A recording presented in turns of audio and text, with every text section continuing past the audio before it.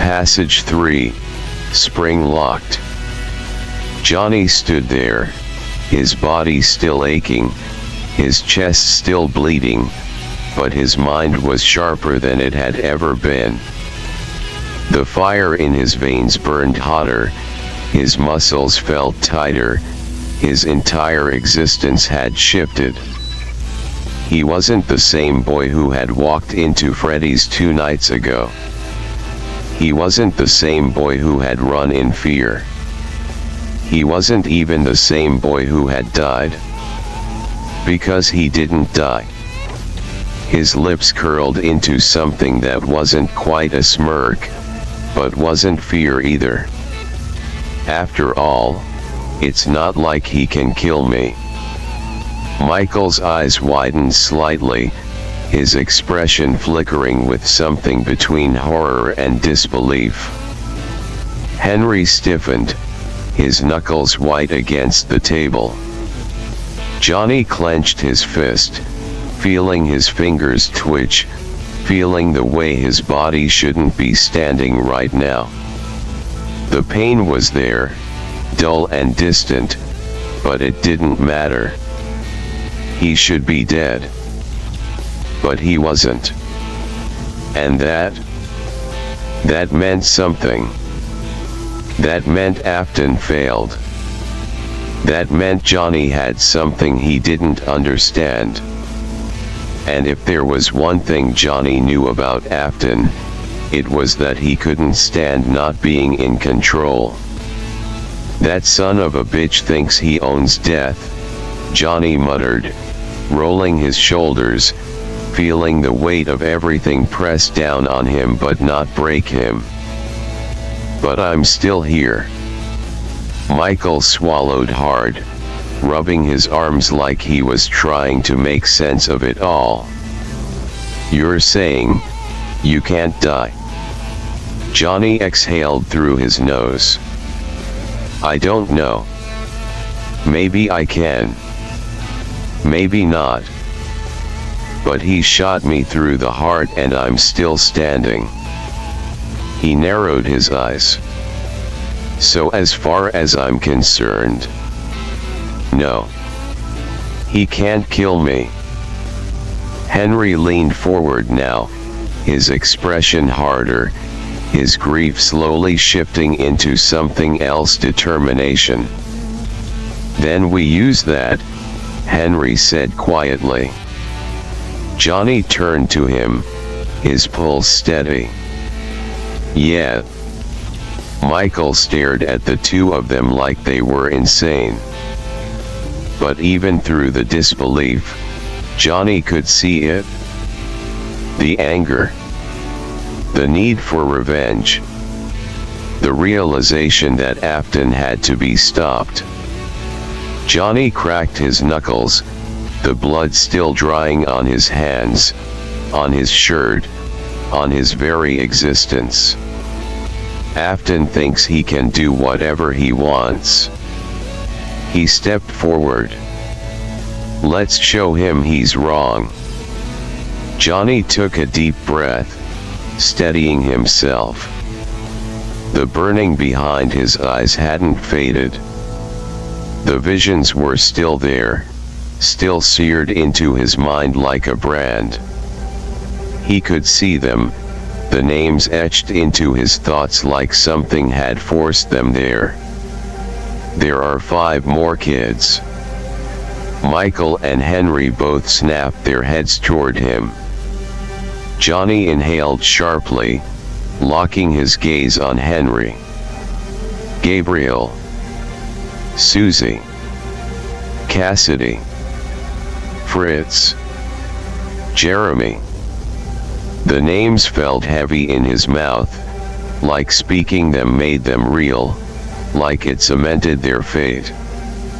Michael's brow furrowed, confusion flickering across his face. Henry, however. Henry went pale. His lips parted slightly, his hands tightening around the edge of the table. Then, slowly, His eyes darted to Michael. Michael looked back at him immediately. Neither of them spoke for a long moment. Then Henry's voice came out rough, almost choked. "Those kids." He swallowed thickly. "They're all regulars at Freddy's." Johnny's stomach twisted. "Afton knows them, doesn't he?" Henry pressed his lips into a thin line. Michael exhaled sharply, rubbing his face. "Yeah, he does." A cold chill ran through the room, wrapping around Johnny's spine. He already knew the answer, but hearing them confirm it, it made everything worse. "Do you know their parents?" Johnny asked. Henry hesitated, then nodded. "Most of them, yeah. Some of them work late. Some of them don't care too much where their kids are." He exhaled through his nose. "Afton always talks to them. He's friendly." The word practically dripped with disgust. Johnny felt his hands tremble at his sides. His breath was slow, steady, but his mind was racing. "Then he's going after them." Michael stiffened. Henry's expression darkened. Johnny clenched his fists. God damn it, he could be going after them right now. The urgency hit like a hammer to the chest. Johnny moved first. He turned on his heel, his body still weak, still trembling, but it didn't matter. He had to get back to Freddy's. He had to stop Afton before it was too late. Johnny was already halfway to the door when a hand grabbed his arm. "Wait." Michael's grip was firm, stopping Johnny in his tracks. Johnny spun, his chest heaving, his pulse roaring in his ears. "Get out of my way." Johnny snarled, yanking his arm free. "Afton is out there right now. He could be grabbing one of those kids as we're standing here arguing." Henry stepped in front of him, his expression hard, not scared, not hesitant, just serious. "And what are you going to do, Johnny?" Henry's voice was low, controlled. "Run in like last time? Throw yourself at Afton with no plan? He shot you and left you bleeding out on the floor. What do you think is going to happen if you charge at him now? What if you don't get back up next time?" Johnny's jaw clenched, his fists trembling. "I don't care." "Well, we do." Michael's voice cut through the room, raw and angry, and for the first time, Johnny actually looked at him. Michael wasn't just angry. He was scared. Scared that Johnny would rush into this and fail again. Scared that this was going to be another name to add to the list of bodies. Scared that his father was going to win. Johnny exhaled sharply through his nose, his chest burning with frustration. "We don't have time," Johnny growled. Henry shook his head. Afton could be anywhere in the city. It would take him time to grab even one kid, let alone all five. Michael crossed his arms. "And what if he's not even doing it right now? What if he's still figuring out how to lure them? If we charge in blind, he's gonna pick us apart, Johnny. Undead or not, you're still one guy. And last time, he steamrolled you. Johnny's hands curled into fists. They were right. He hated that they were right. But Afton wasn't just a mindless killer. He was smart. And if they were going to stop him, if they were going to take him down for good, they couldn't just react. They had to be smarter than him. Johnny let out a slow, frustrated breath, forcing himself to calm down. Fine. His voice was still sharp, still tense, but more controlled. Then we plan. Henry and Michael both nodded. Henry stepped forward, his expression grim, his fingers pressing into the table. If we're going to stop Afton, we do it right. Johnny took a slow breath. Then let's figure out how to put that bastard in the ground. Henry let out a slow, measured breath, his fingers pressing hard against the table. His face was tense, eyes narrowed, and when he spoke, his voice was firm, warning him. Johnny, listen to me. Johnny's fists were still clenched, his entire body brimming with an unshakable urge to end Afton, to put a bullet between his eyes, to make him pay for every name he had stolen from this world. But Henry's next words sent a cold shock through him. We might not even be able to kill him. Johnny's eyes snapped toward Henry, his anger shifting to confusion. What? Henry leaned forward, his voice steady but grave. Think about it, Johnny. You died, and you came back. Charlie died, and she didn't move on. Evan, too. And those other kids.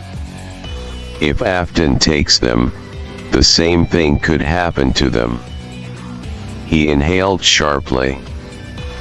But if anyone killed Afton... Michael's arms tightened around himself, his expression darkening. What if he comes back too? Henry continued.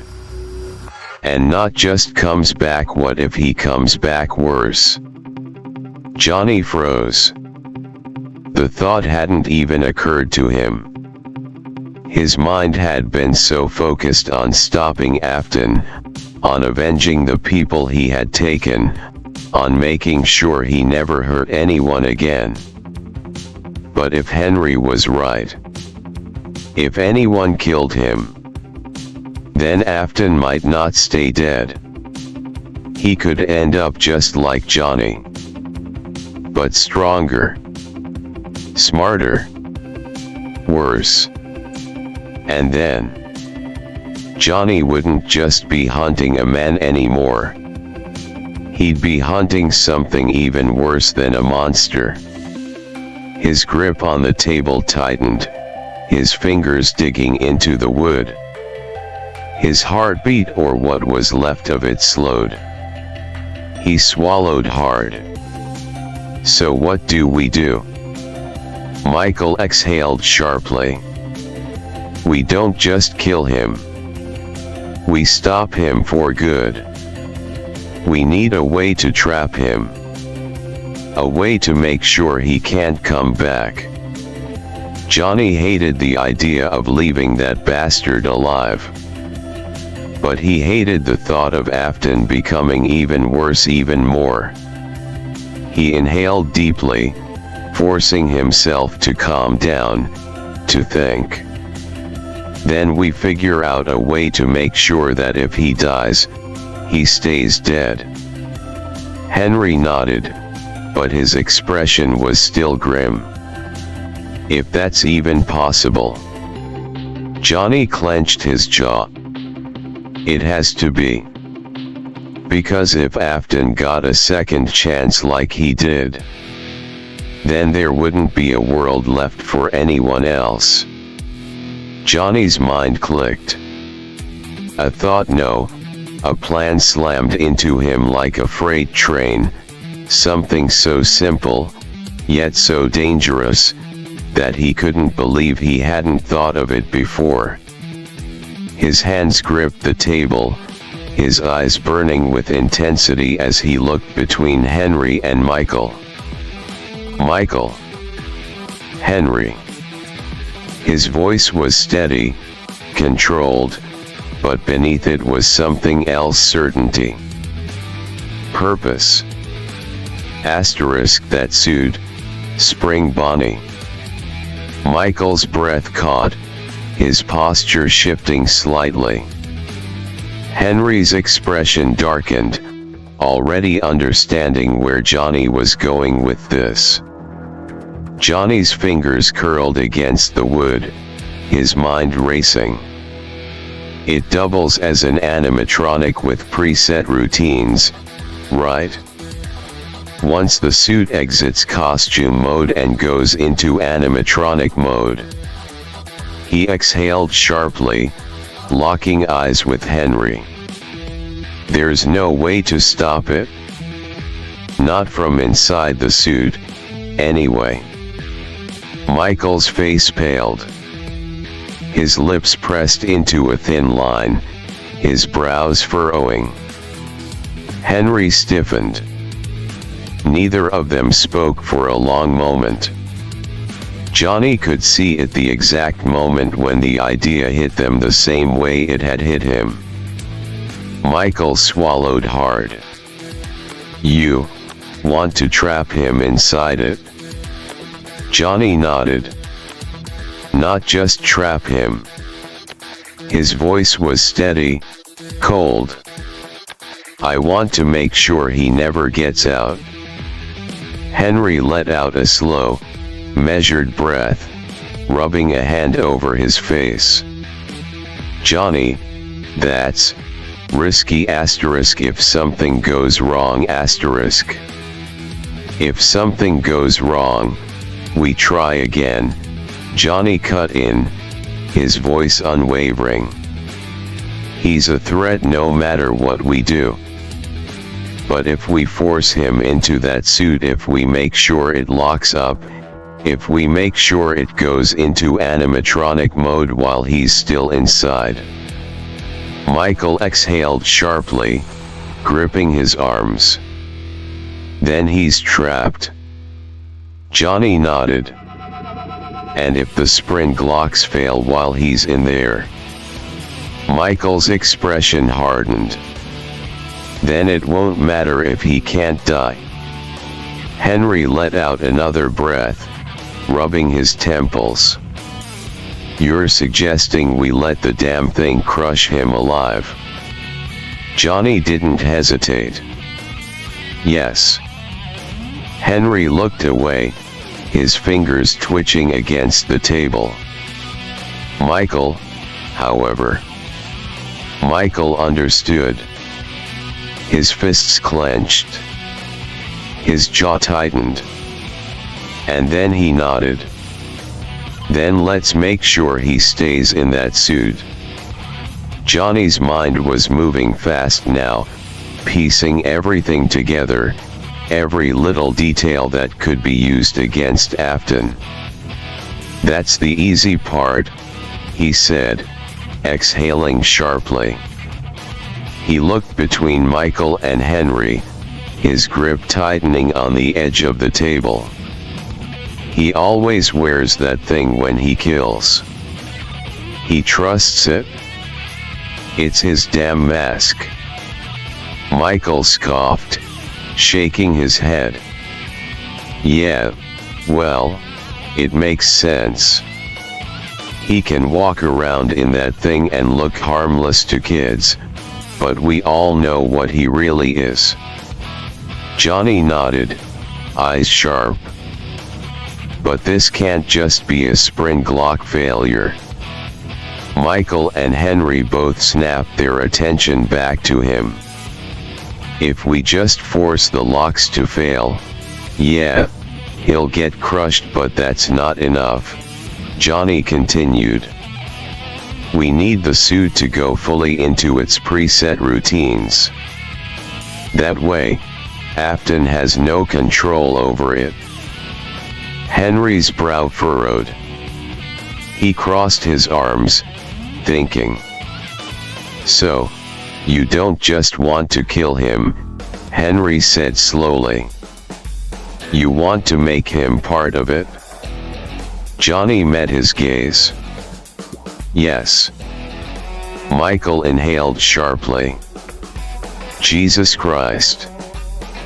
But he didn't sound opposed. Johnny kept going, his voice steady. If the suit malfunctions, he can still fight back. He can still struggle. But if we force it into animatronic mode while he's inside. Michael's eyes widened slightly, realization hitting him. Then he'll be stuck. Forever. Johnny nodded. If we do it right, he won't be able to move. He won't be able to take it off. He'll just be trapped inside it. Walking. Moving. Following preset routines. Unable to fight back. Unable to escape. Stuck in the body of something not human anymore. Henry let out a slow breath, shaking his head. Jesus, he muttered, rubbing his temples. This is worse than killing him. Johnny's face was unreadable. Good. Henry's eyes widened slightly as something clicked in his mind. He straightened, rubbing a hand down his face as if shaking off the weight of everything crashing down on him. Wait. He muttered, mostly to himself.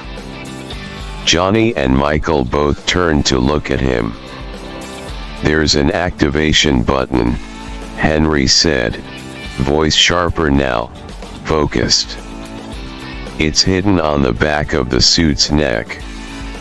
It's designed that way so that, when it's in suit mode, the person inside can't accidentally trigger it. He exhaled. Or purposely trigger it. Johnny's eyes darkened. So if we get him in the suit and push that button. Henry nodded grimly. The suit will go fully into animatronic mode. No manual override. No stopping it. He ran a hand through his hair, his mind working fast. The person inside wouldn't be able to bend their arms the right way to reach it, and even if they somehow did, the mechanisms aren't designed for that kind of manual shutdown. Michael let out a sharp breath, crossing his arms. So, once he's in and that button is pressed. He hesitated, but only for a moment before finishing. He's just another walking animatronic. Henry nodded. That's right. Johnny leaned forward, his hands braced against the table. Then that's it? His voice was firm. That's how we end this. We don't just kill him, we erase him. We make sure he can't fight back, can't ever get out. He'll be trapped inside that suit for as long as that thing runs. Michael exhaled, shaking his head. This is worse than death. Johnny met his gaze. Good. Henry took a slow breath. Then we have a plan. Johnny's fingers curled into fists. Now we just have to make sure he walks right into it. Johnny's breath hitched, but instead of tension, instead of panic, instead of the overwhelming weight of everything crashing down on him, he laughed. Low at first, a quiet, breathy chuckle.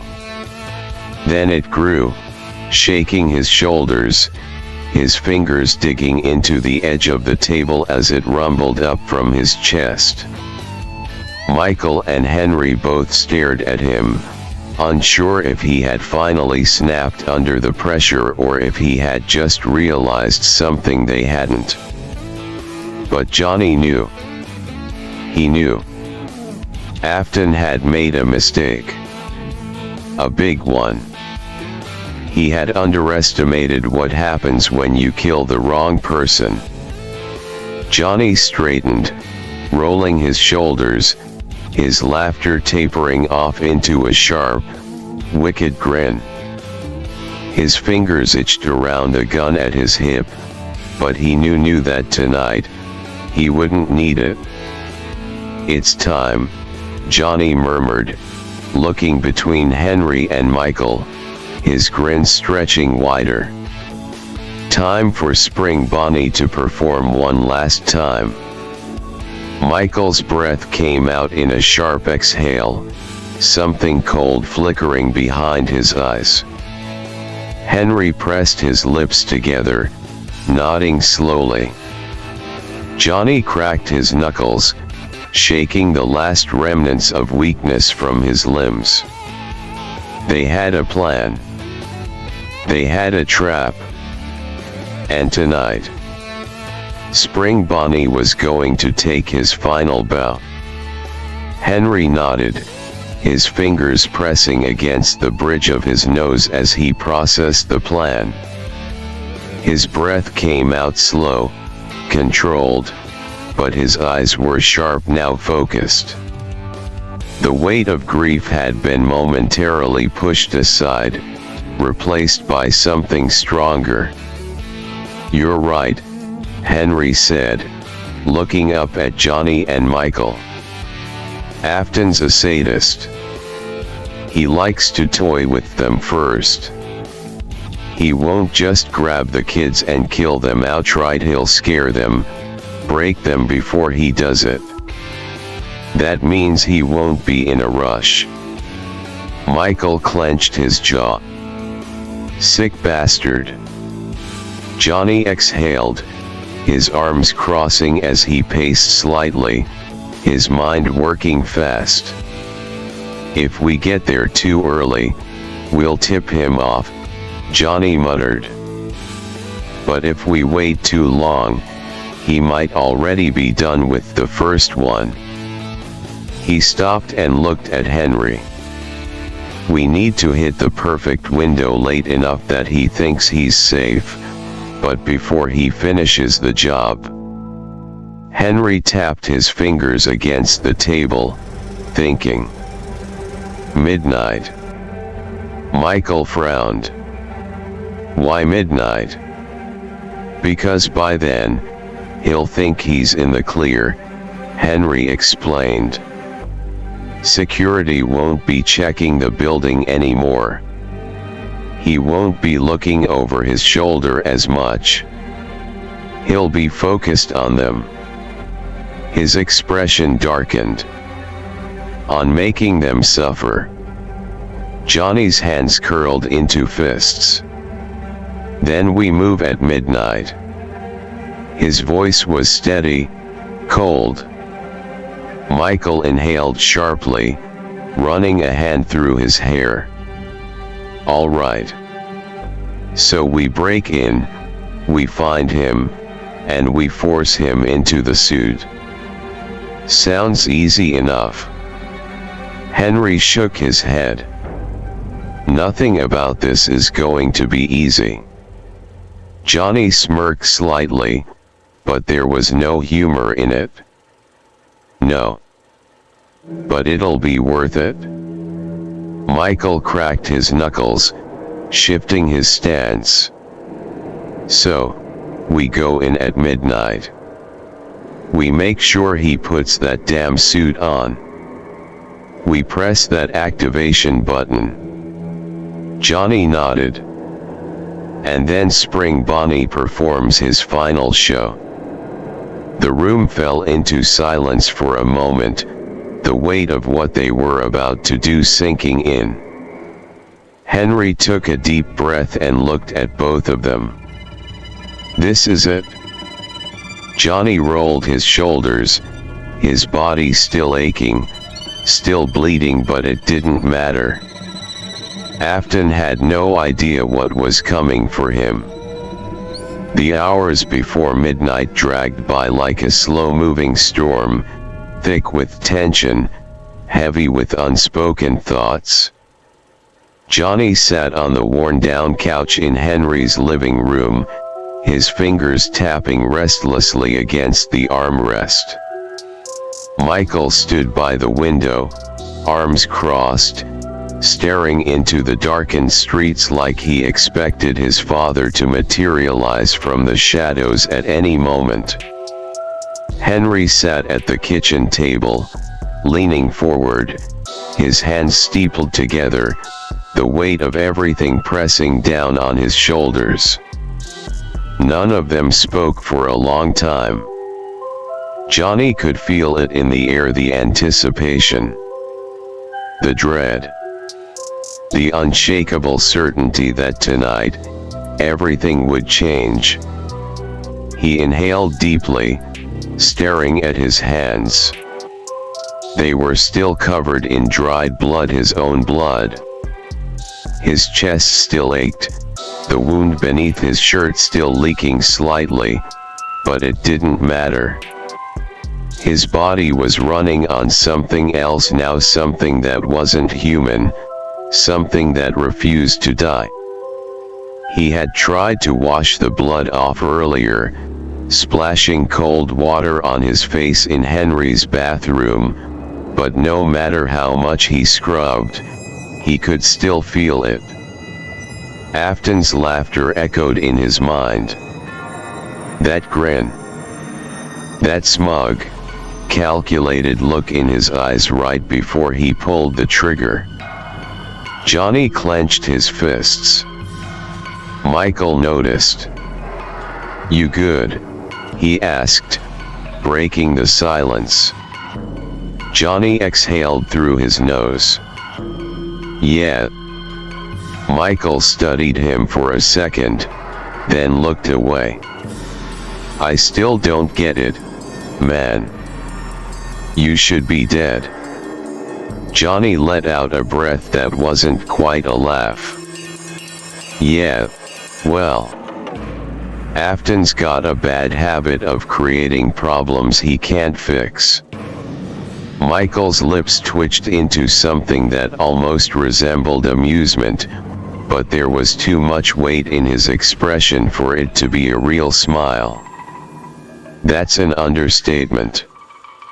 Henry sighed, rubbing his temples. "Focus. We only have a few hours left." Johnny leaned back against the couch, staring up at the ceiling. "We're ready," he muttered. "We know the plan. We know what we have to do." Henry nodded slowly. "And we know what happens if we fail." Silence. No one needed to say it.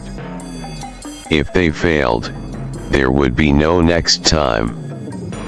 Afton would keep going. More bodies.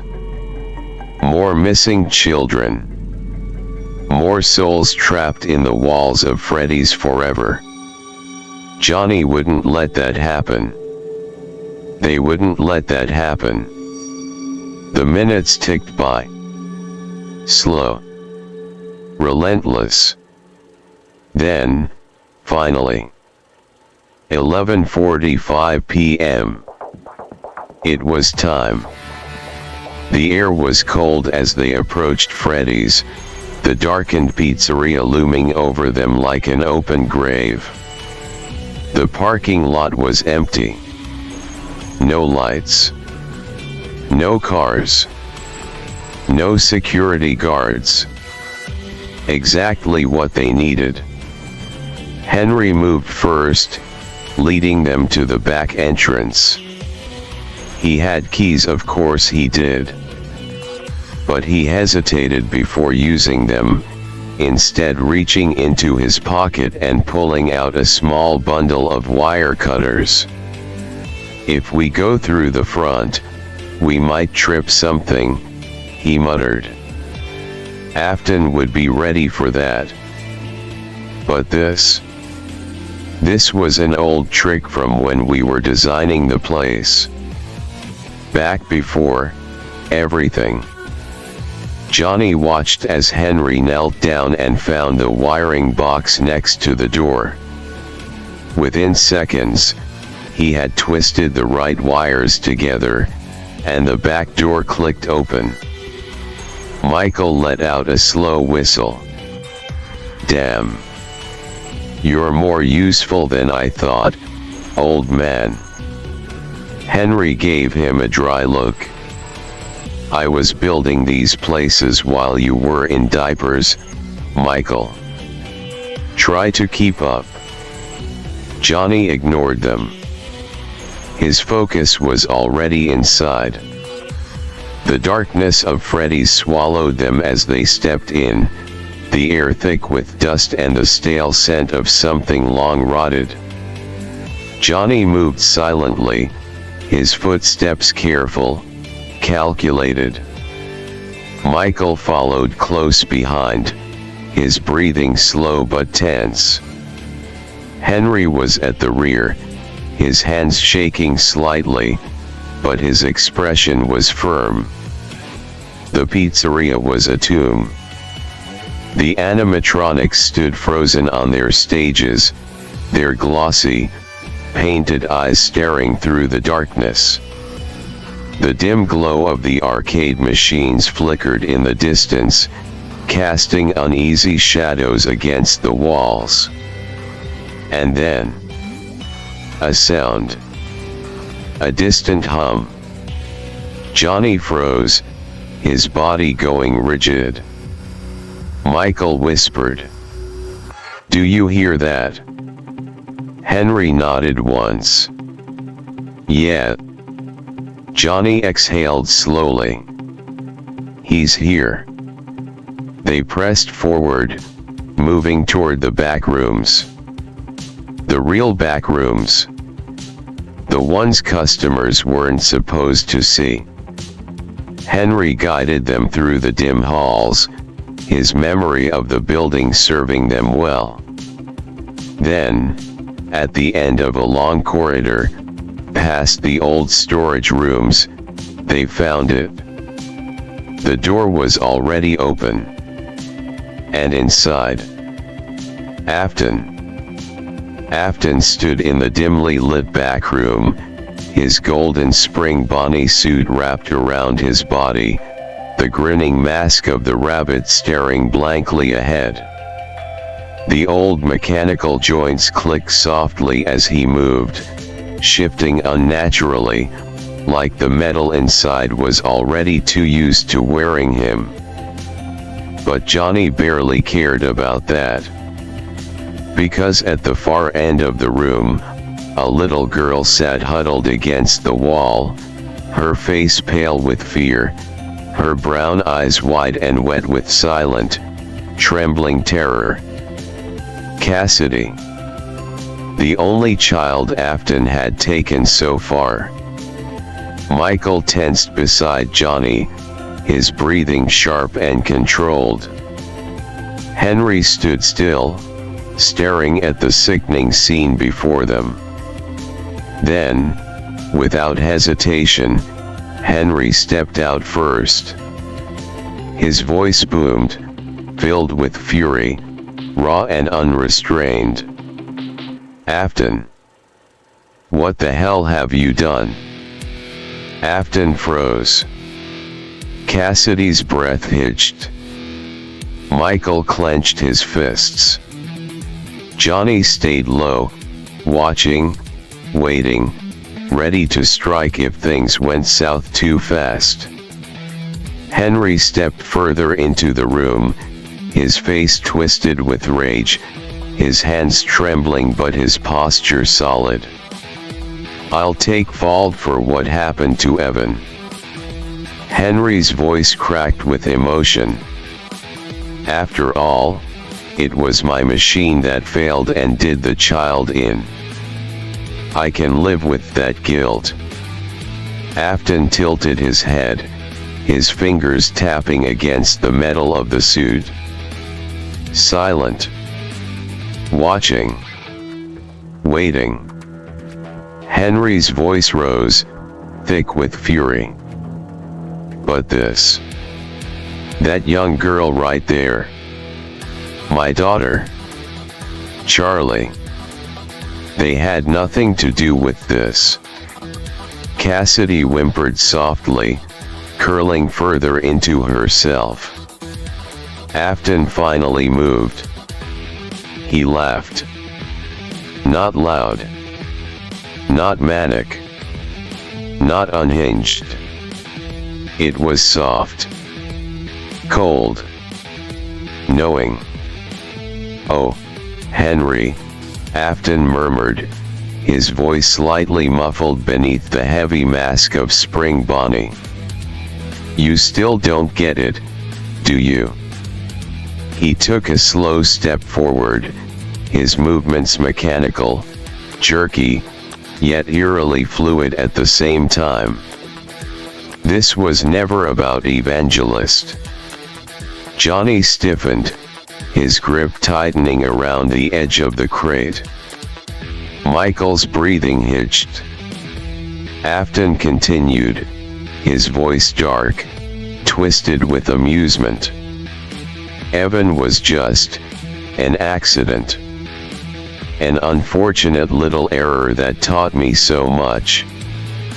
But Charlie, Cassidy, the rest." The suit's joints creaked as he lifted a gloved, animatronic hand. "This is about something much bigger." Henry's face darkened. Michael took a step forward, his fists trembling at his sides. "You killed my sister," Michael growled, his voice sharp like a blade. "You're killing kids. For what?" Afton turned his empty, grinning mask toward him. "You wouldn't understand, Michael," he murmured. "Not yet." Michael stiffened. Johnny's blood boiled. He could feel the energy crawling under his skin, the heat in his skull, his undead body burning with an unnatural anger that he could barely contain. "You sick son of a bitch," Johnny muttered under his breath, his fingers tightening into a fist. Afton turned slightly, as if he had heard him. His grin seemed wider now. Henry took a slow breath, steadying himself. "You always wanted to control everything, Afton," he said, his voice quieter now, calmer but lethal beneath the surface. "But you can't control this." Afton let out another low, chilling chuckle. "Oh, Henry." The suit groaned as he moved, his posture shifting. "I already do." Johnny had heard enough. The time for words was over. He moved. Johnny stepped forward, his body moving before his mind could catch up, his chest burning not from pain, not from the wound that should have killed him, but from the pure rage boiling inside him.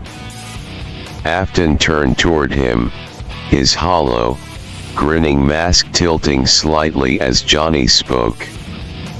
"Well, pissbot." Johnny's voice rang sharp through the cold air. thick with mockery and venom. "I think we have a little bit of business to get to." Michael let out a sharp breath behind him, half in disbelief, half in amusement. Henry stayed silent, his expression unreadable, but Johnny could feel the tension shift in the room. Afton didn't move, but Johnny could feel his attention now, fully locked on him. "Good. Let the bastard look." Johnny took another step forward, his hands curled into fists, his eyes burning. "I know what you're doing." Afton still didn't speak, but Johnny could tell he knew he was caught. "You want to dissect and reverse engineer life itself," Johnny continued, his voice cold now, serious. "These animatronics, you're going to fill them one by one." Michael sucked in a breath. Afton's head tilted slightly. Johnny pressed on, his anger fueling every word. "You're going to tear them apart. Melt them down after. You're going to see if you can capture and produce life itself." The air in the room felt thicker now, tighter, like the walls themselves were closing in on this conversation that should not exist. Afton's hands twitched at his sides. Johnny could tell he was right on the mark. That was exactly what Afton wanted. To harness whatever had happened to Evan. To control whatever force had kept Johnny alive. To twist it. Shape it. Make it his own. Johnny exhaled slowly, his voice lowering, but every word laced with fury. "Well, I'm not going to let that happen." Afton laughed. Not loud. Not mocking. But slow. Steady. Calculated. "Oh, Johnny," Afton purred, his voice sickly sweet, dripping with amusement. He lifted one mechanical hand, flexing the fingers slightly, the servos clicking softly inside. "You're talking as if you have a choice." Johnny's grip tightened. His body felt electric, the anger, the hatred, the fire inside him raging harder than ever before.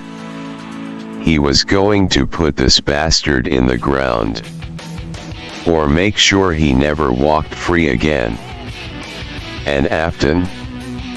Afton had no idea what was coming for him. Johnny's breath came steady now, the fire inside him burning hotter than ever. His fists clenched, his body tensed, but his resolve never wavered.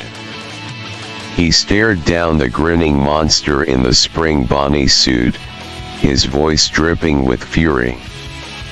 "You're right. I don't have a choice." Afton tilted his head slightly, as if curious. Johnny took another step forward. "Not after what you've done." His voice rose, sharp as a blade. "You want to play God. You want to twist life itself into something you can control. Well, guess what, Afton?" Johnny's eyes burned, the energy in his limbs surging. "This orphan will be the reason no one can hear you scream." Afton moved in an instant, his arm flashed up, and before Johnny could react, bang! Johnny's body jerked back slightly as the .44 Magnum roared through the room.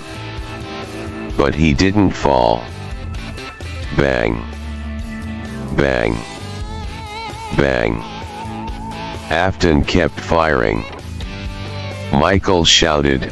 Henry stepped back. Cassidy let out a terrified gasp. But Johnny just stood there. Bang. The final shot rang out, the empty cylinder clicking uselessly as Afton lowered the gun slightly, staring. Smoke curled from the barrel. The air was thick with the scent of gunpowder and blood. Johnny slowly tilted his head downward, looking at his own chest.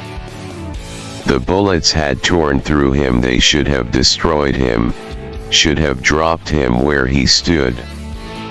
Blood was still dripping, his shirt completely ruined with holes, but he was fine. No pain. No weakness. He lifted his head, his eyes burning. Afton didn't speak. For the first time in his entire miserable existence, William Afton looked surprised. Johnny took a slow step forward. Then another. Then another. Unfortunately for you, Johnny muttered, his voice deathly calm, his gaze locked onto Afton's. Then he grinned. A grin of pure fury. Pure defiance. Pure vengeance. I don't scare nor die easily. Afton tensed. Michael let out a shaky breath. Henry stared in shock. Cassidy whimpered from the corner. Afton's fingers twitched slightly, his breathing slow, measured. His grip on the gun tightened, then he dropped it. He knew. The gun was useless now. The rules had changed. And Johnny wasn't playing by them anymore. He lunged. Afton had no time to react. Johnny moved too fast. Before Afton could pull away, before he could process what was happening, Johnny's hand shot forward, grabbing his wrist and twisting hard. Crack. Afton let out a sharp grunt, his fingers spasming, and in one swift motion, Johnny ripped the revolver from his grip. Afton stumbled back slightly, the spring Bonnie suit whining as its servos clicked against the sudden movement. Johnny spun the gun in his hand, holding it loosely, casually, too casually. Afton tensed, his masked expression unreadable. "You're using this completely wrong," Johnny muttered, turning the weapon over in his palm like he was inspecting it. Michael and Henry froze, their eyes flicking between Johnny and the gun that should have been empty. Even Afton's smugness wavered for a second, his body stiffening slightly. What? Johnny pulled the trigger. Bang. Afton barely dodged in time. The bullet ripped through the air, punching a hole through the wall behind them. Not just a hole. A gap. An opening. Cassidy's eyes widened as light spilled through the crack in the wall. Freedom. Johnny grinned. That's how you use it, dumbass. Afton whirled toward the sound of escaping footsteps, his entire frame jerking violently as he tried to react, but it was too late. Cassidy was already running. Already gone. Afton's breath hitched. His fists tightened. Johnny saw it. The first flicker of realization. The first crack in the unshakable William Afton. He hadn't just lost his victim. He had lost control. Johnny let out a short, sharp laugh, spinning the revolver once more before tucking it into his waistband. "You're losing your touch, Afton." Afton's fists clenched. The room was silent. Then, Afton lunged, his fist swinging forward in a brutal, mechanical strike. The metallic servos in the spring Bonnie suit whined, the movement unnatural, but powerful. A hit that could have shattered bones, caved in ribs, ended a fight instantly. But Johnny was faster. He ducked just in time, the air whooshing past his head as Afton's massive metal-coated fist slammed into nothing but empty space. Johnny didn't stop moving. He twisted to the side, pivoting with unnatural speed, his reflexes sharper than anything human. The world around him felt slower, like time itself had bent to his will. Afton staggered forward slightly from the missed punch, but quickly recovered, his empty, grinning mask snapping back toward Johnny. Johnny grinned. "Too slow, old man." Afton growled, his body jerking unnaturally as he swung again, this time with more force. Johnny sidestepped effortlessly, weaving around the attack like he had done this 1,000 times before. Another miss. Afton snarled beneath the suit, his patience wearing thin. Johnny could see it now, the slight shake in Afton's hands, the subtle twitch of frustration, the realization that for the first time in his life, he wasn't the one in control. Johnny let out a sharp chuckle, backing up a few steps, taunting him. "Damn, Afton didn't realize old age was catching up to you. That suit slowing you down." Afton hissed through gritted teeth. "You little..." He lunged again. Johnny sidestepped once more. But this time, he countered. He slammed his fist into Afton's gut, right where the metal plating bent inward. Thud. Afton staggered back, the suit groaning from the impact. Johnny didn't hesitate. He moved forward, quick, relentless, pressing the advantage. "Not so fun when you're the one getting played, huh?" Johnny taunted, his voice sharp, venomous. "Thought you were untouchable." Afton recovered quickly, straightening, his hollow mask staring down Johnny. But Johnny could see it now. The doubt. The first, tiny crack in the unbreakable monster. Afton was realizing something. Johnny wasn't just fast. He was faster than him. And for the first time in Afton's miserable, twisted existence, he was the one being hunted. Johnny didn't stop moving. Didn't stop grinning. Didn't stop pressing in, closer, tighter, cutting off every escape. Afton, for the first time, was reacting. Not controlling. Not manipulating. Reacting.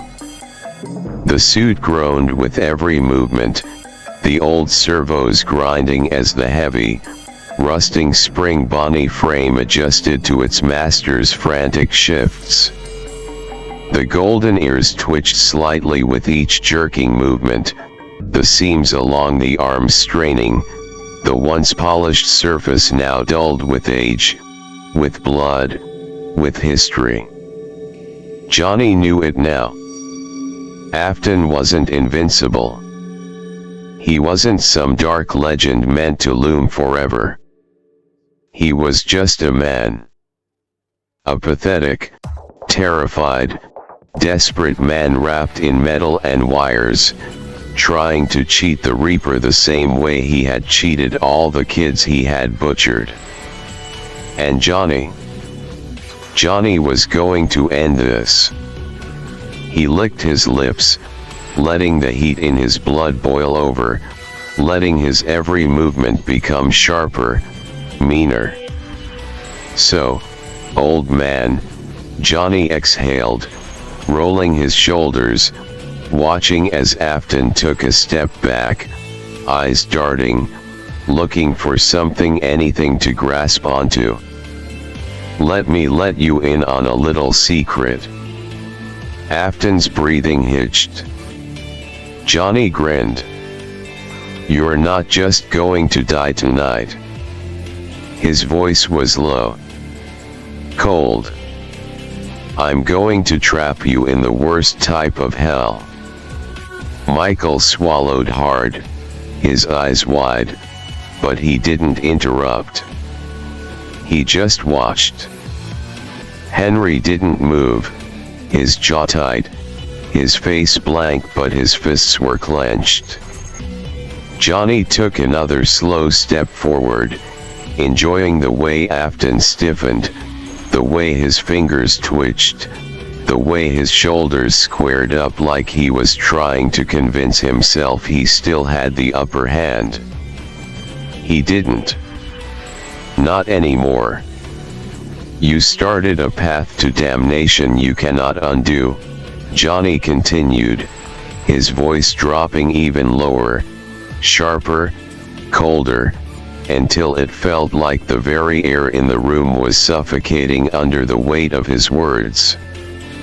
Afton stiffened, but Johnny saw it, the first tremor. A flicker of something deep behind that grinning mask. He felt it. The crack. "You sought to seek out victims in the night," Johnny murmured, his lips curling, his fingers twitching at his sides, his every muscle tensed and ready to strike. "You wanted to be more than a man." He could feel the heat of his own blood, could feel the unearthly force that had pulled him back from the brink of death still running through his veins, feeding his anger, feeding his drive. Afton shifted, his mask unreadable, but Johnny knew. He knew. "You wanted to become a man known only by his slaughter." He let the words sink in, let them settle into the darkness of this cursed place, let them wrap around Afton's throat like a noose tightening ever so slightly. Afton exhaled sharply, his hands flexing, the suit creaking as he moved. For the first time, he looked uncertain. Johnny laughed.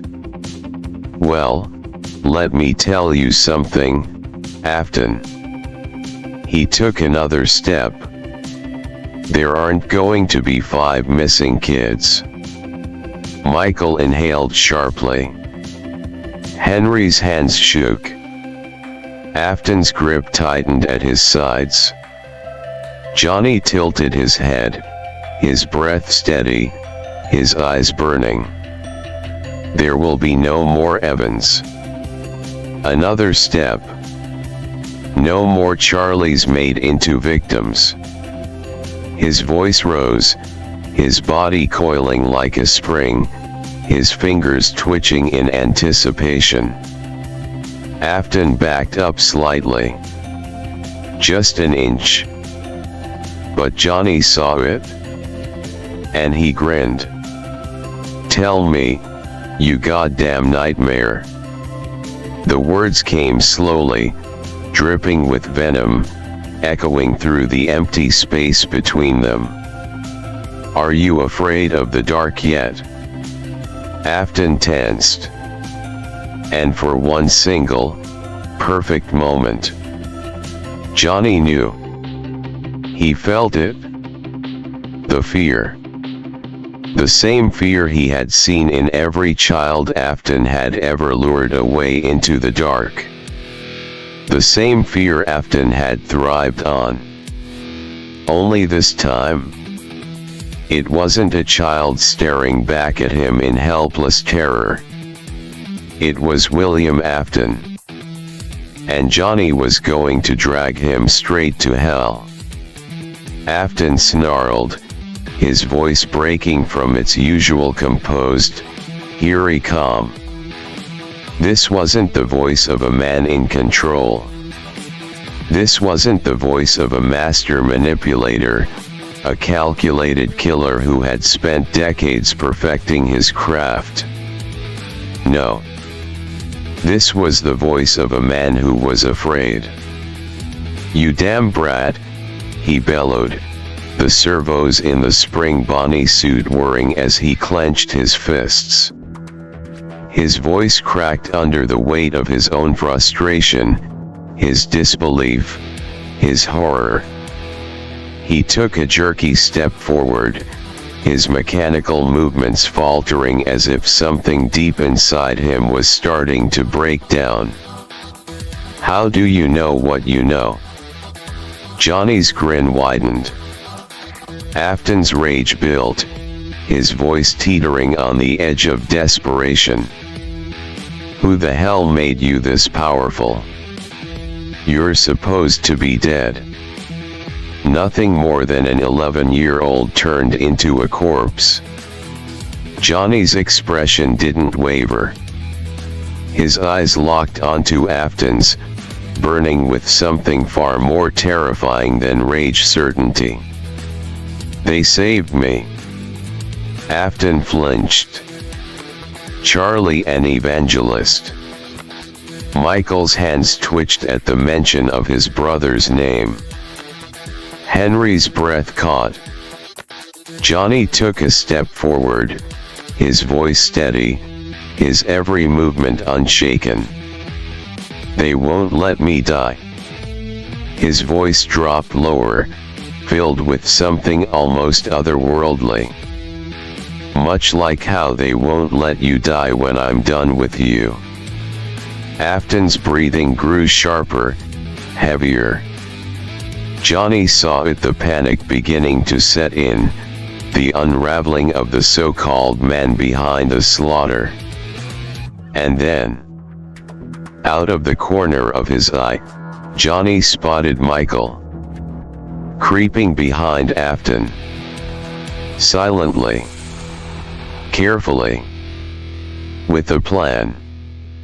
Johnny's grin widened as he turned back to Afton, keeping his attention locked on him. "And as for how I know what I know..." Afton stiffened. Johnny let out a breath, his voice mocking, taunting, twisted with amusement. "Let's just say this little thing we got going on." Michael was almost in position. Johnny's voice lowered, venom dripping from every syllable. "It was always meant to happen." Afton's hands twitched, curling into fists.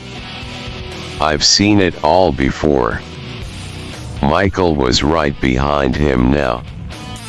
Johnny leaned in slightly, his voice a whisper of malice.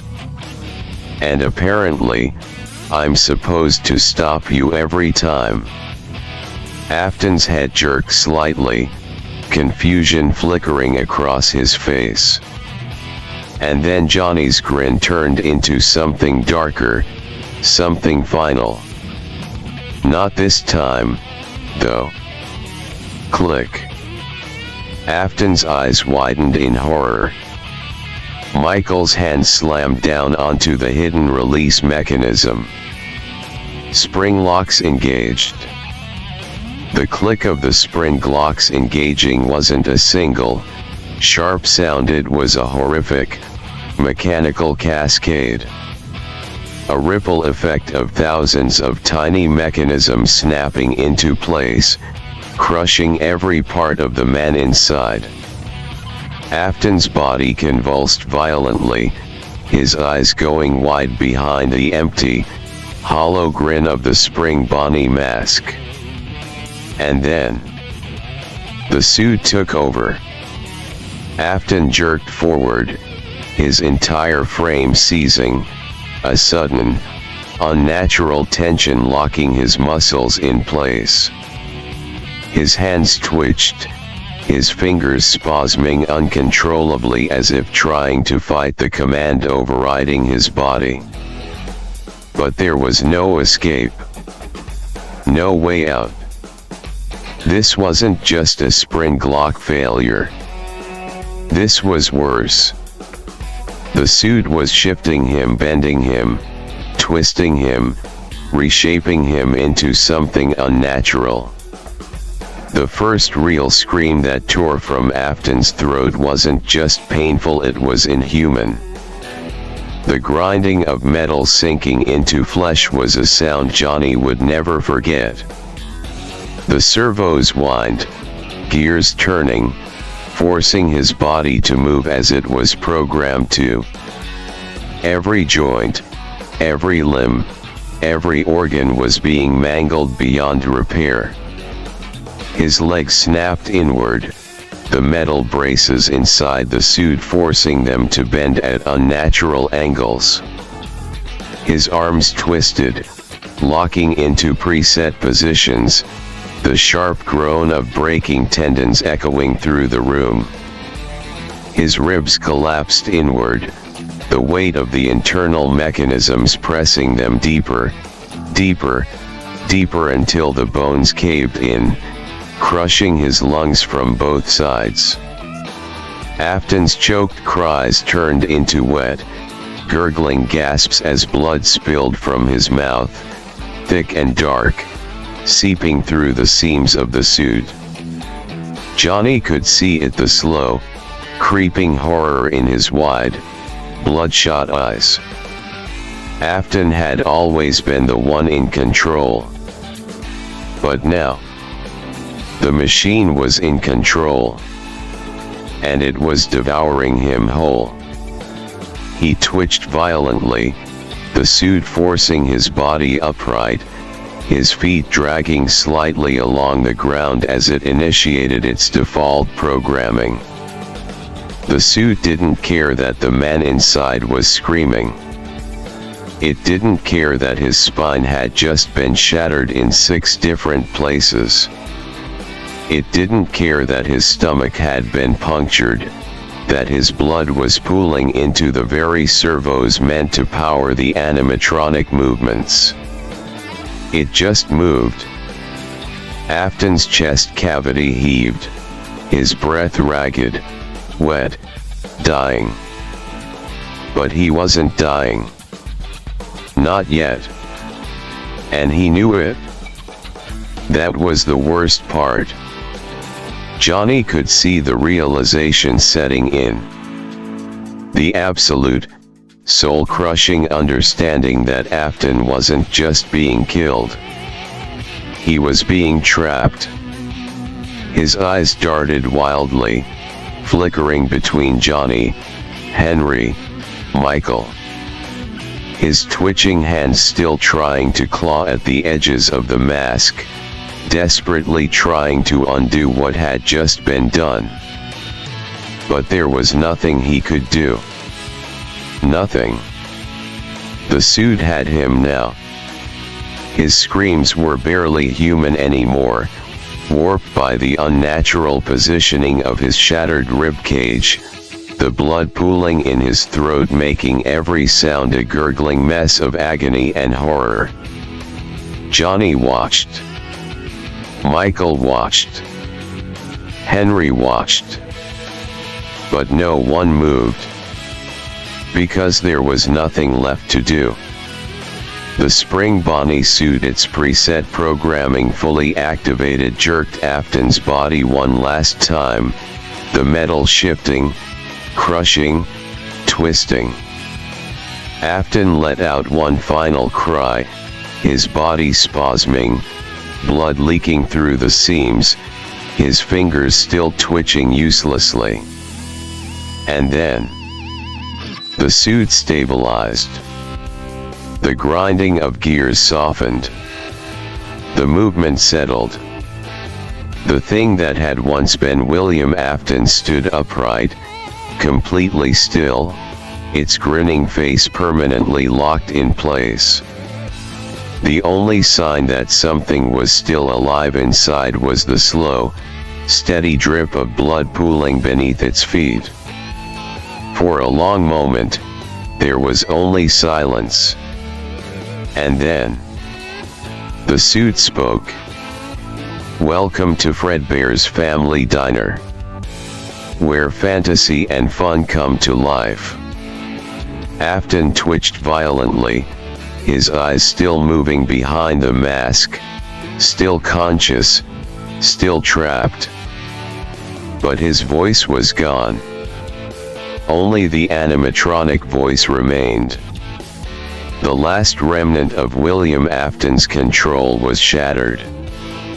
And Johnny laughed. Johnny took a slow step forward, the sound of his boots hitting the blood-stained floor echoing through the dead silence of the room. His eyes never left Afton, or rather, what was left of him. The thing standing before them now wasn't a man anymore. It wasn't William Afton, the business partner. It wasn't William Afton, the father. It wasn't even William Afton, the killer. It was something else. A shambling, twitching husk, held upright only by the cold, unfeeling servos inside that golden prison. The spring Bonnie mask grinned eternally, its fake, painted unhappiness mocking the horror hidden beneath it.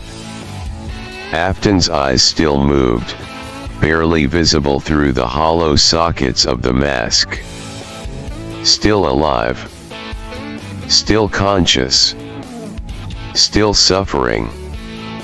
Johnny exhaled slowly, taking another step forward, his face unreadable as he looked up at the monster they had created. "I told you this was the end." Afton's twitching hands barely moved, the fingers still trying futilely to grasp at the edges of the suit, to rip himself free. Johnny tilted his head, his grin twisting into something dark.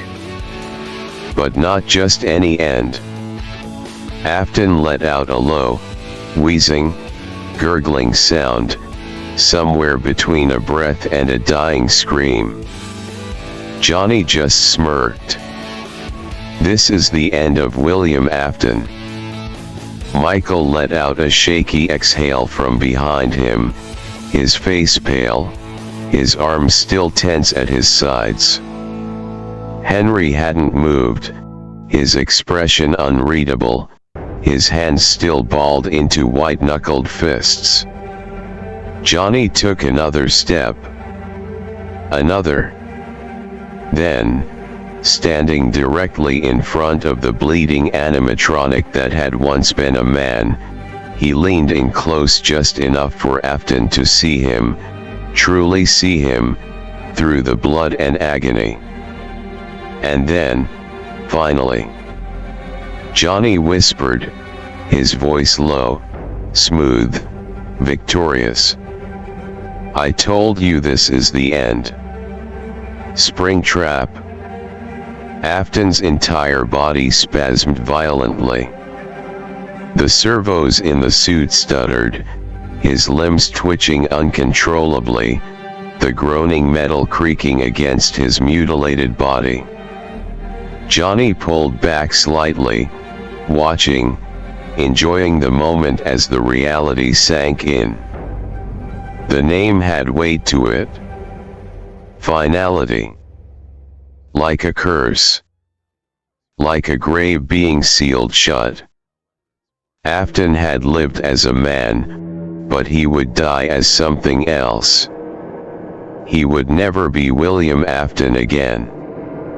Never walk freely. Never kill again. Never escape the body he had once so proudly worn as a disguise. This was his prison now. This was his hell. And he would never leave it.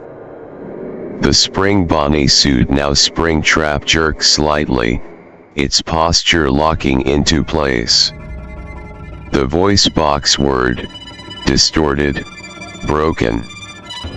And then, in a final, glitching mockery of itself, it spoke. Welcome to Fredbear's Family Diner, where fantasy and fun come to life. Johnny just grinned wider. Michael swallowed, shaking his head, barely able to process what they had just done. Henry just stared. Johnny took a deep breath, exhaling slow and satisfied. Then, turning away from the twitching, broken creature behind him, he rolled his shoulders and walked toward the door. Come on, boys. His voice was calm, confident, final. Let's leave him to rot. The three of them stood outside the building, the cold night air wrapping around them like a silent witness to what they had just done. Freddy's was quiet now. Inside, deep in the shadows of the abandoned pizzeria, Springtrap stood frozen, its lifeless eyes staring ahead, locked in place by the very technology Afton once used to lure children to their doom. But he wasn't alone. Johnny knew that Charlie and Evan, or rather, the puppet and Golden Freddy, would be watching him. They would never let him leave. Not now. Not ever. That was his fate. A lifetime of rotting inside that suit, unable to die, unable to escape, trapped in his own personal hell. It was over. Johnny exhaled, the tension slowly starting to seep out of his body. His muscles ached, his chest burned, and his legs felt weak, but he had survived. Michael stood beside him, his arms crossed, his expression tense, his breath slow. His world had just been shattered and rebuilt in a matter of hours. He had seen his father, his own monster of a father, fall, not as a man, but as a thing. Henry stood with them, his arms loose at his sides, his gaze locked on the dark silhouette of Freddy's, his thoughts hidden behind a distant, unreadable stare. They had done it. They had won. But now, Johnny looked down at his hands, still stained with blood, still trembling from the adrenaline. He was only 11. Michael was barely a teenager. And neither of them had anywhere to go.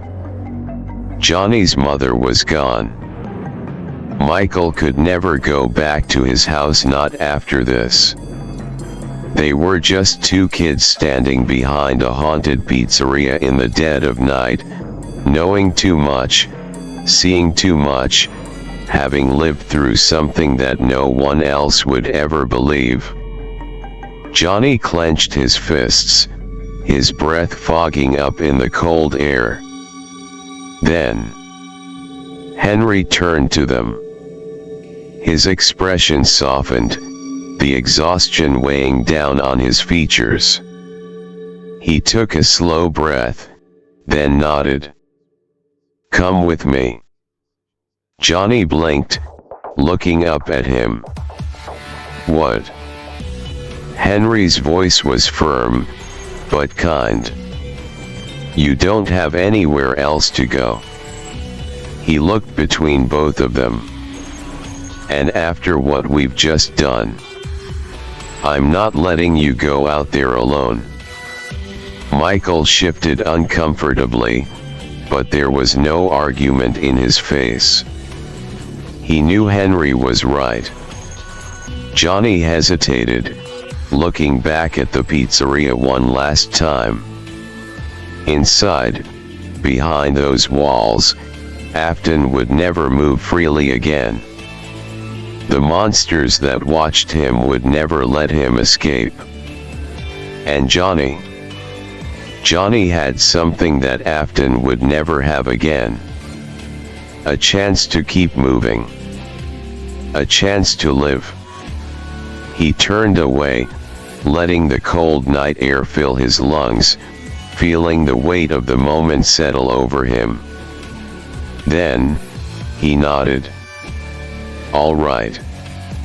Michael glanced at him, then at Henry, then back at Freddy's one last time before exhaling sharply and shoving his hands in his pockets. "Yeah, all right." Henry gave a small nod. "Let's go home." And so, under the dark sky, leaving behind the haunted ruins of the man behind the slaughter, the three of them walked away. For the first time in a long time. The night was quiet.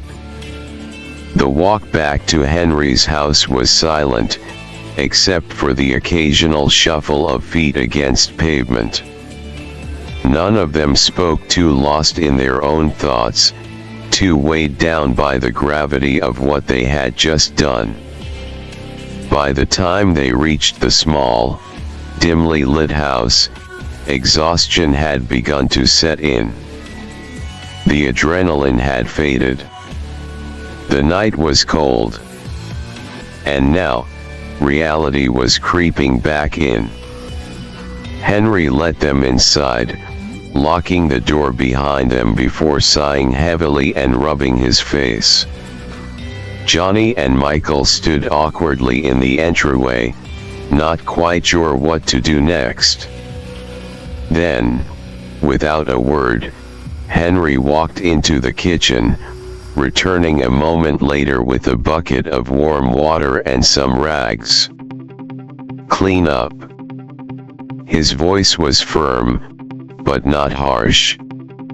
Johnny glanced down at himself, realizing just how horrible he must have looked. His clothes were ruined, torn, and stained with blood, his own, Afton's, maybe even Cassidy's. His hands, his arms, everything was dirty, marked by the events of the night. Michael wasn't any better. His clothes were a mess, his face still pale, his hands trembling slightly as he took a rag and started wiping the blood off his arms. Johnny sat down and did the same, scrubbing at the dried, flaky patches on his skin. But no matter how much he wiped, he could still feel it. The weight of it. The memory of everything. Henry didn't say much as they cleaned. He just sat in the chair across from them, watching with tired, knowing eyes. It wasn't until the water in the bucket turned red, until most of the blood had been wiped away, that Henry finally spoke again. "All right." He folded his hands on the table, looking directly at Johnny. "Start talking." Johnny blinked, setting the rag down. "About what?" Henry narrowed his eyes. "Don't play dumb, kid. You know exactly what I'm talking about." Michael set his rag down too, leaning forward slightly. "Yeah," he muttered, voice low. You knew things. Things no one should know. You knew what Afton was doing before we even got there. You knew about the 5 missing kids before it even happened. Henry nodded. And you knew exactly how this was going to play out. Almost like you'd seen it before. Johnny exhaled, his fingers twitching slightly. He had been waiting for this. He just didn't know if he was ready to actually say it out loud. Michael's gaze hardened, his exhaustion overshadowed by frustration. Come on, Johnny. He rubbed his temples. I saw Afton shoot you point blank, 6 goddamn times, and you didn't even fall. At this point, I'll believe anything. Just tell us. Johnny leaned back in the chair, staring up at the ceiling. For a long moment, he didn't speak. Then, slowly, quietly, he let out a breath. It wasn't the first time. Henry's brow furrowed. What? Johnny lowered his gaze, meeting both of their eyes. It wasn't the first time this happened. Michael stiffened. What the hell does that mean? Johnny ran a hand through his hair, frustration creeping into his voice. It means I've seen this before, Michael. All of it? Over and over and over again. Michael's breath hitched slightly, and Henry sat up straighter. Explain. Johnny clenched his jaw. It's like... I don't know. It's like I was meant to stop Afton. It's like, this moment, this exact thing, he gestured around the room, was always going to happen. No matter what I do, no matter how things change, it always comes back to him. Always comes back to stopping him. Michael and Henry stared.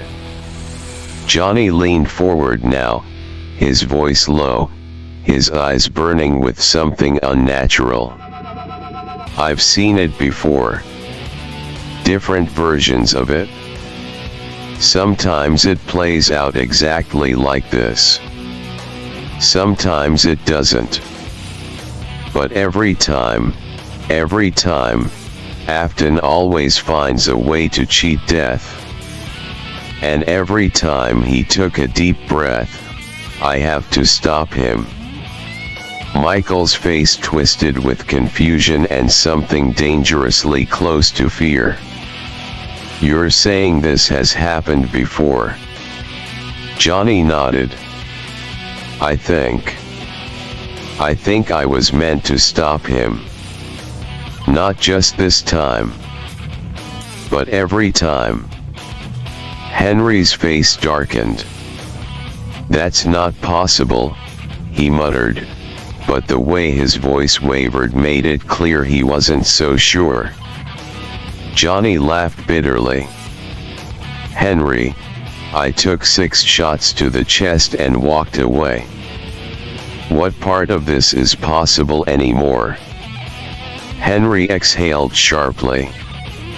Michael ran a shaking hand through his hair. Jesus Christ. Johnny leaned back, arms crossed. Yeah, no kidding. Silence. For a long moment, neither Henry nor Michael spoke. Then, finally. So. Michael's voice was rough. What happens next? Johnny let out a slow breath. I don't know.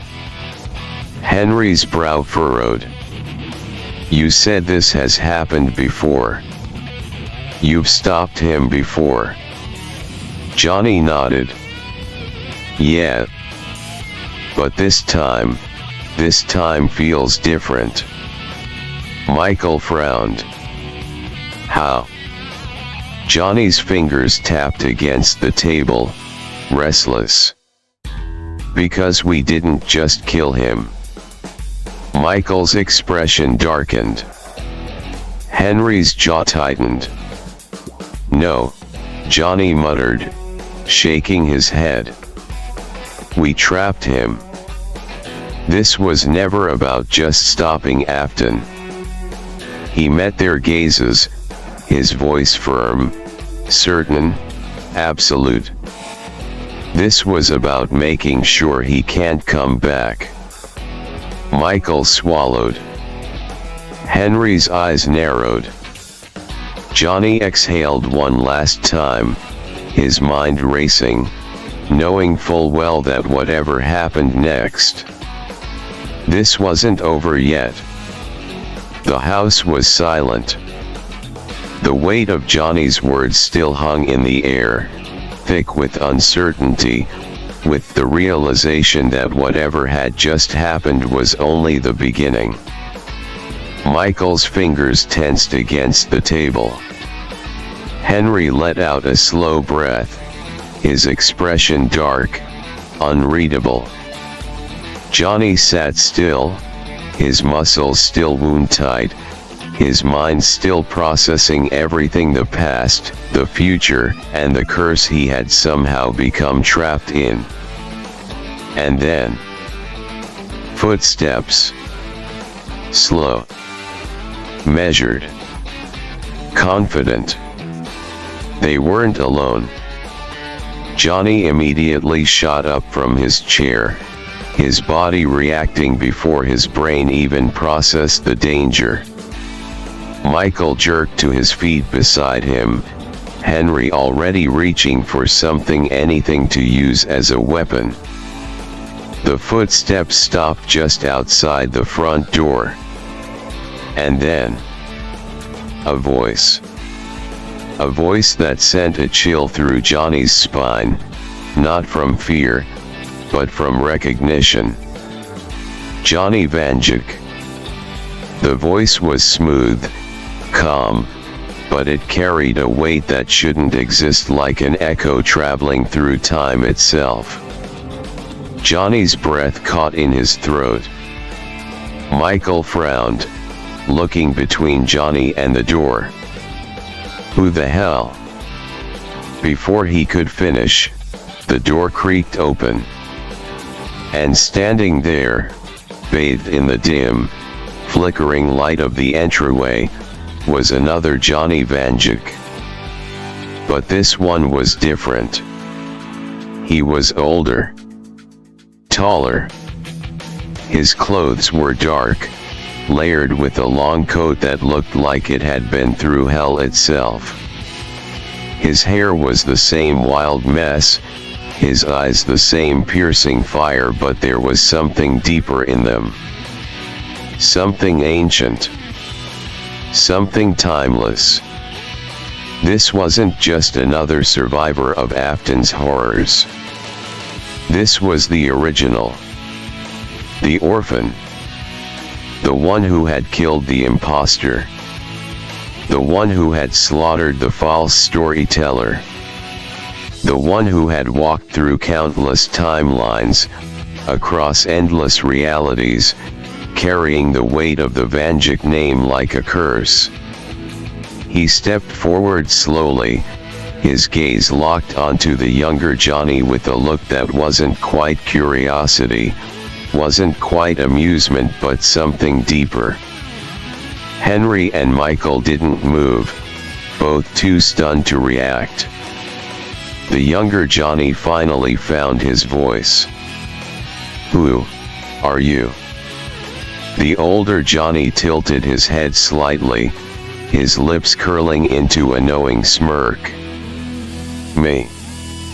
He took another step inside, the door closing behind him as if the very air carried his presence forward. He met the younger Johnny's burning gaze, eyes flickering with something ancient and knowing. "I'm you." The words hit the room like a shockwave. Michael's breath hitched. Henry's fingers curled into a fist. The younger Johnny stared, his chest tight, his mind reeling. "That's not possible," he muttered, shaking his head, his instincts screaming at him that this wasn't just another trick, wasn't just another illusion. But deep down, he already knew the truth. The older Johnny Vanduke just smirked. "Kid, I'm going to tell you something I've told a lot of people across a lot of different versions of this story." He leaned in slightly, his voice lowering just enough to send a chill through the younger orphan's spine. "We're not supposed to exist." Silence. Michael looked between them, his confusion turning into something closer to unease. "What the hell is happening right now?" The older Johnny finally broke eye contact with his younger self, glancing at Michael and Henry with a small, almost amused nod. "A long overdue conversation, that's what." He took another step forward, his coat brushing against the floor as he moved, his expression finally settling into something serious. "You want to know why you know what you know?" He gestured toward the younger Johnny. "Why you've seen this before.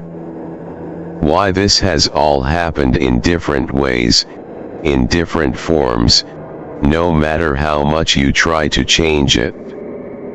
The younger Johnny didn't speak. Didn't move. He just waited.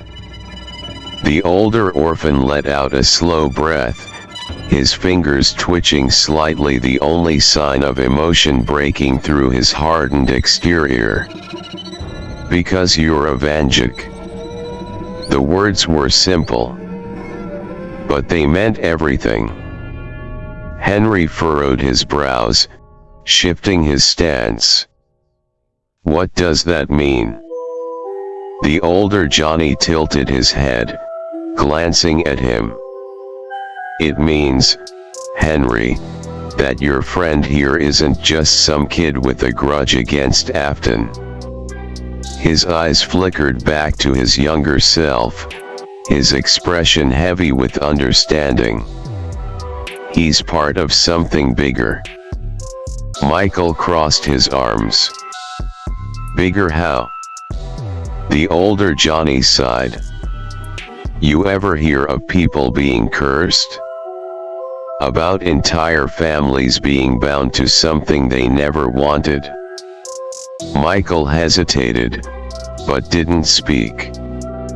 The older orphan took another step, now standing directly in front of the younger Johnny, looking down at him like a reflection staring into its past.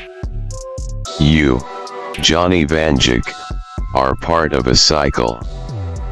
His voice was low, firm, carrying the weight of 1,000 lives that shouldn't have existed.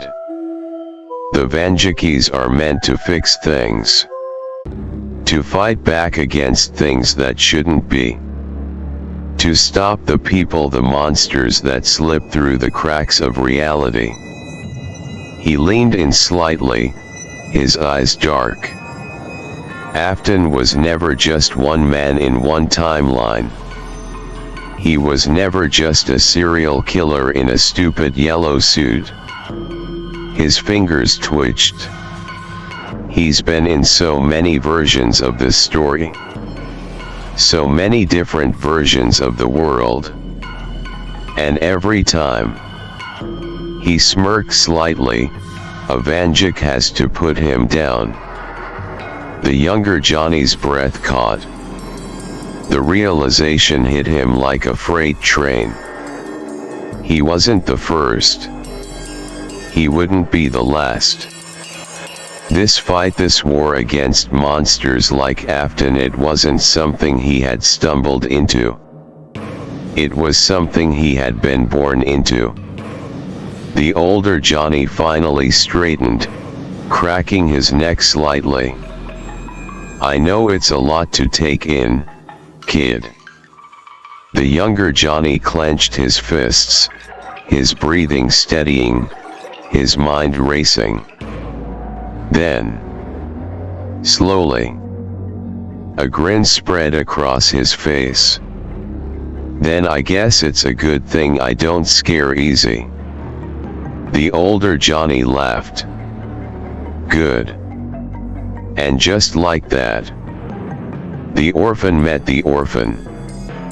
The room felt smaller now, as if the presence of the older orphan had reshaped reality itself, pulling the walls inward, pressing the air down.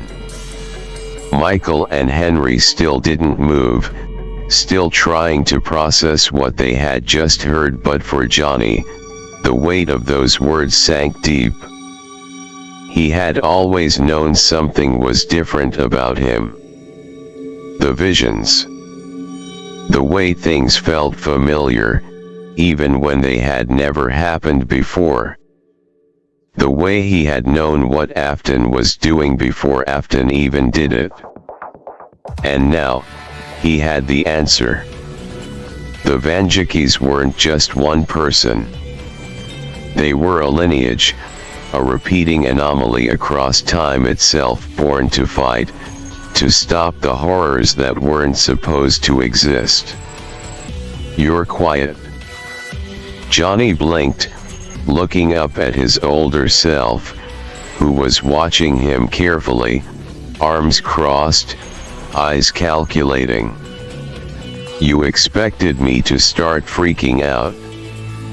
Johnny muttered, voice steady despite everything. The older Johnny smirked slightly. "Most of the time, yeah." He tilted his head. "But you're taking this a little too well." Johnny leaned back in his chair, tapping his fingers against the table, eyes locked onto himself. "So let me get this straight." His voice was even, measured. "There's more of me. More of us. Different versions, different timelines, different versions of this story." He exhaled sharply, shaking his head slightly. "And we all do the same thing? We all just kill monsters?" The older orphan shrugged. "More or less." He leaned against the counter, hands in his coat pockets. "Some of us do it differently. Some of us lose. Some of us." His expression darkened for just a moment, "become the thing we were supposed to stop." Henry tensed slightly at that. Michael shifted uncomfortably. Johnny narrowed his eyes. "And what about you?" The older Johnny's lips twitched upward, but it wasn't a real smile. "I did my job. I killed my monsters. I stopped the ones I had to stop." His piercing gaze flickered back to Johnny. "And now, I'm here. Because whether you like it or not, kid, your fight isn't over." Michael let out a sharp breath. "We just trapped Afton," he muttered, his frustration leaking through. "We literally just spent the entire night making sure that bastard can never leave Freddy's again." "What do you mean the fight isn't over?" The older Johnny exhaled through his nose. "Because Afton isn't the only monster out there." The words were cold, cutting through the air like a knife. Johnny felt a shudder creep up his spine. "You mean?" The older orphan nodded. "Afton is just one name in a very long list of things that were never supposed to exist." The room fell into silence again, heavier than before. Henry rubbed a hand over his face, exhaling slowly. "Jesus." Michael scoffed. "Great. So we've got more nightmares to deal with." "That's just fantastic." Johnny, however, wasn't looking away. He wasn't afraid. He wasn't shaking. He just understood.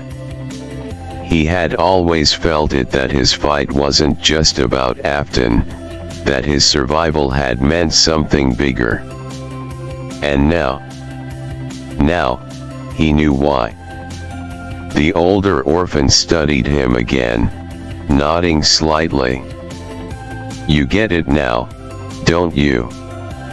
Johnny inhaled deeply, steadying himself, then nodded. "Yeah, I do." Henry leaned forward, staring at them both now, voice filled with caution. "So what now?" The older Johnny Vanduke gave a knowing smirk, pushing off the counter, his coat shifting as he stood at his full height. "Now." He looked back at Johnny. "Now, I teach you how to be a Vanduke." The older orphan stepped forward, his presence commanding, the weight of his words pressing down on the room like an unseen force. His eyes burned with knowing, with something ancient, something colder than time itself. Johnny held his breath, waiting. Michael leaned back slightly, his arms still crossed, his expression twisted with unease. Henry just sat there, his fingers clenching against his knees, his jaw tight as he listened. And then, the words came. "The monsters from your legends and storybooks." The older Johnny began, his voice steady, even, carrying the weight of truth that could not be denied. "The vampires. The skinwalkers. The zombies. The demons." He let those words linger, let them sink in. Michael scoffed, shaking his head. "Oh, come on." But the older orphan didn't stop. "Even things you don't know about yet," he continued, his voice sharper now, cutting through the doubt like a blade. "The monsters of the future. The legends that will be born from the internet. The creatures of tomorrow's nightmares." Johnny felt his stomach tighten, a slow realization creeping up his spine. They're all real. Michael's breath hitched. Henry let out a long, controlled exhale, his hands clasped together, his expression unreadable. The older orphan's gaze never wavered. In many, many timelines, they exist. They lurk. They wait. And sometimes... He took another step closer, his eyes burning into Johnny's. They become a threat. Silence. Michael's voice came out rough, hesitant. And God. The older Johnny's eyes flickered slightly, a small smirk curling at his lips. Real in some timelines. Michael's fingers twitched. The devil. The older orphan's expression didn't change. Also real in some timelines. Michael let out a nervous breath, shaking his head. Jesus Christ. Also real in some timelines. Michael shot him a sharp glare.